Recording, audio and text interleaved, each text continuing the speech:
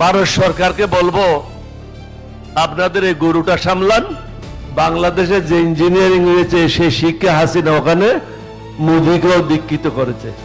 পত্র পত্রিকায় বিভিন্ন জায়গায় দেখলাম বাংলাদেশে যে ইঞ্জিনিয়ারিং রয়েছে সেই শিক্ষা হাসিনা ওখানে মোদিকেও দীক্ষিত করেছে। ওই পরামর্শে, হাসিনার পরামর্শে মমতা ব্যানার্জিকে পরাজিত করে শুভেন্দু ওখানে মুখ্যমন্ত্রী হচ্ছে। তিনি মুখ্যমন্ত্রী হওয়ার আগে যে বক্তব্যগুলি দিয়েছেন এগুলো অত্যন্ত আপত্তিকর এবং আমাদের জন্য অপমানকর এবং গ্রহণযোগ্য নয়।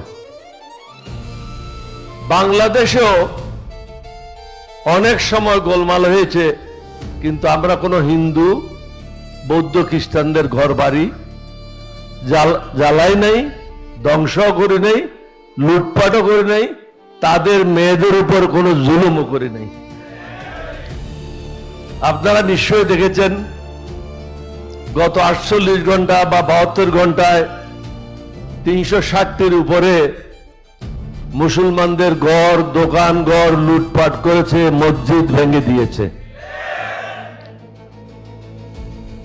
এবং সর্বশেষ আমি কালকে দেখেছি একজন লোককে হত্যা করে তাকে রশি দিয়ে গলায় গাড়ির পিছনে টেনে টেনে রাস্তায় নিয়ে যাচ্ছে। মোদি সাহেবকে বলবো আপনার এই গরুকে সামাল দেন।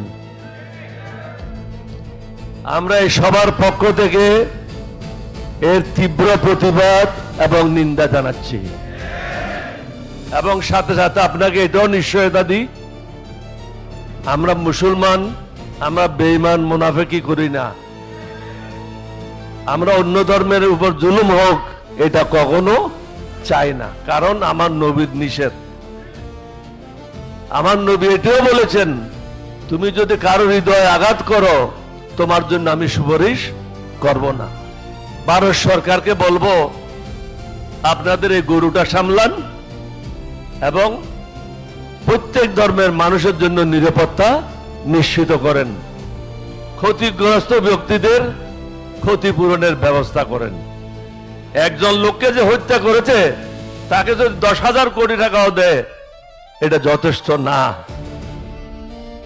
ইসলাম ধর্মে বলে জানের বদলা জান, আমরা তো সেটা চাচ্ছি না।